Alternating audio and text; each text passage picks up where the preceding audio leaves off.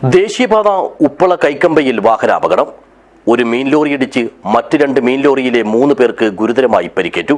ഇവരെ മംഗലാപുരത്തെ ആശുപത്രിയിൽ പ്രവേശിപ്പിച്ചു. ശനിയാഴ്ച പുലർച്ചെയായിരുന്നു അപകടം.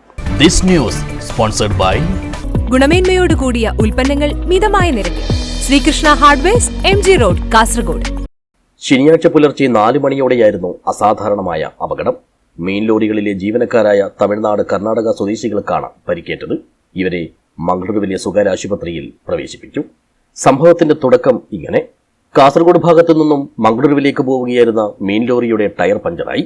ഇതേ തുടർന്ന് ഡ്രൈവർ വാഹനം റോഡിൽ നിർത്തിയിട്ട് പിന്നിൽ നിന്നുമെത്തിയ മറ്റൊരു മീൻ ലോറിയെ കൈകാണിച്ച് നിർത്തിച്ചു.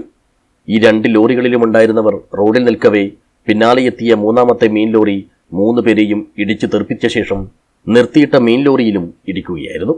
പരിക്കേറ്റ് റോഡിൽ കിടന്ന 3 പേരെയും ഇതുവഴിയെത്തിയ കാർ യാത്രക്കാരാണ് അടുത്തുള്ള സ്വകാര്യ ആശുപത്രിയിൽ എത്തിച്ചത്.